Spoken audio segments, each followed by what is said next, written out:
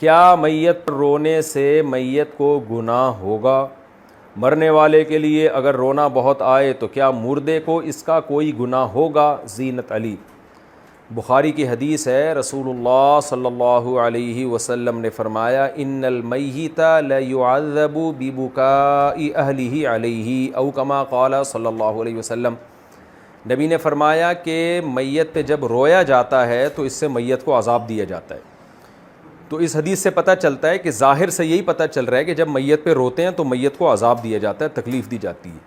لیکن علماء نے یہاں اس حدیث میں دو قیدیں لگائی ہیں کہ دو شرطوں کے ساتھ ہے، اگرچہ اس شرطوں کا اس حدیث میں ذکر نہیں ہے، لیکن شریعت کا اصول ہے کہ کسی کے عمل کی سزا کسی اور کو نہیں دی جاتی۔ یہ قرآن میں جگہ جگہ ہے، حدیثوں میں بھی ہے کہ ان کے رونے کی وجہ سے بھلا ان کو عذاب کیوں ہوگا، میت کو، اس کا کیا قصور ہے؟ تو اس لیے علماء نے یہاں دو شرطیں لگائی ہیں۔ اچھا، ایک تو اصول یہ ہے کہ شریعت میں یہ بات ثابت ہے کہ ایک کے گناہ کی سزا کبھی دوسرے کو نہیں ملتی، تو ان کے رونے کی سزا بھلا اس کو کیوں ملے گی؟ دوسری حدیث سے پتہ چلتا ہے۔ دوسری بات یہ کہ میت پہ اعتدال کے ساتھ رونے کی بھی شریعت نے اجازت دی ہے، خود نبی صلی اللہ علیہ وسلم کے آنسو نکلے۔ تو ان اصول اور ضابطوں کی روشنی میں، ان دوسری حدیثوں اور قرآن کی آیات کی روشنی میں علماء نے یہ بیان کیا ہے، تمام شارحین حدیث نے، فقہاء نے بیان کیا ہے کہ یہ جو حدیث میں آتا ہے کہ میت پر رونے سے میت کو عذاب ہوتا ہے، اس میں دو شرطیں ہیں۔ پہلی بات تو یہ کہ رونے سے وہ والا رونا مراد ہے جو چیخ چلا کے رونا ہو۔ اگر اعتدال کے ساتھ کوئی رو رہا ہے ہلکی آواز سے، جو نیچرل ہے، جو فطری ہے، جو محبت کا تقاضا ہے، وہ رونا حرام بھی نہیں ہے۔ جب حرام بھی نہیں ہے تو رونے والے کو عذاب نہیں ہوگا تو میت کو کیوں عذاب ہوگا؟ تو اگر کوئی ہلکی ہلکی آواز سے معمولی اپنی آواز کو پس کر کے، جیسے آنسو آ رہے ہوتے ہیں انسان کے غم کے موقع پر، اس طرح سے رو رہا ہے تو اس میں کوئی حرج نہیں ہے، یہ نیچرل ہے۔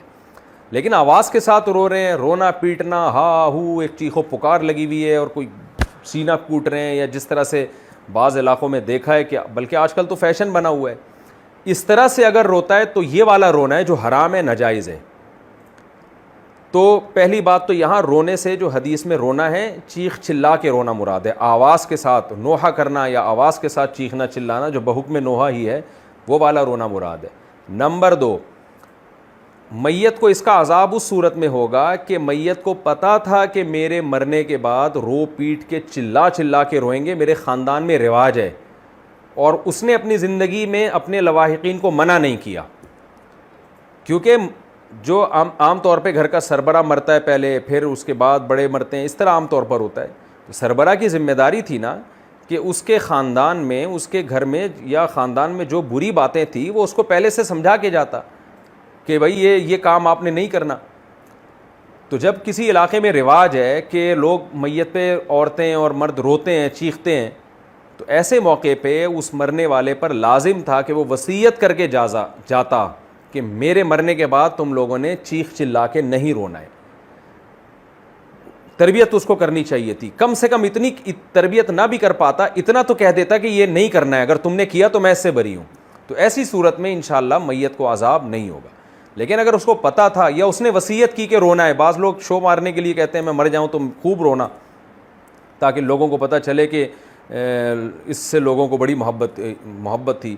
بعض لوگ چاہ رہے ہوتے ہیں، عرب میں ایسی وصیتیں بھی کیا کرتے تھے زمانے جاہلیت میں، شقی علی الجیب یبنۃ معبدی، وہ ایک زمانہ جاہلیت کا شاعر تھا نا، وہ اپنی کزنوں سے اور اپنے عورتوں سے کہہ رہا تھا کہ میں مر جاؤں نا، پہلے اس نے بڑی سخاوت دکھائی اور پھر بتایا کہ میں مر جاؤں نا تو گریبان چاک کر کے دنیا کو بتانا کہ بڑا سخی جو ہے دنیا سے چلا گیا، خوب چیخنا چلانا، پتہ چلے کوئی بندہ گیا ہے، کوئی بندہ مارکیٹ سے شارٹ ہوا ہے۔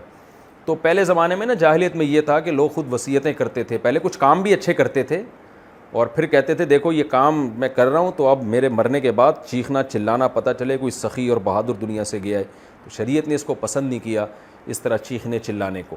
تو اس لیے دو شرطوں کے ساتھ، اگر چیخ چلا کے رویا جائے، نمبر دو، میت کو پتہ تھا میرے مرنے کے بعد چیخنا چلانا ہوگا اور اس نے وصیت نہیں کی، تو ایسی صورت میں رونے سے میت کو بھی عذاب ہوتا ہے۔ تو اللہ ہم سب کو محفوظ رکھے، اور آپ سب حضرات اپنے گھروں میں وصیت کریں، بھائی کسی کی بھی ڈیتھ ہو جائے، ٹریننگ کریں، ان کی تربیت کریں کہ بیٹا ایسے رویا جاتا ہے، آرام آرام سے، بچیوں کو خاص طور پہ سمجھایا جائے، گھر کی مستورات کو سمجھایا جائے کہ یہ جو ہا ہوا ہے نا، یہ جاہلوں کا طریقہ ہے، مسلمان ایسا نہیں کرتے ہیں، پڑھے لکھے لوگوں پہ یہ چیزیں سوٹ نہیں کرتی ہیں۔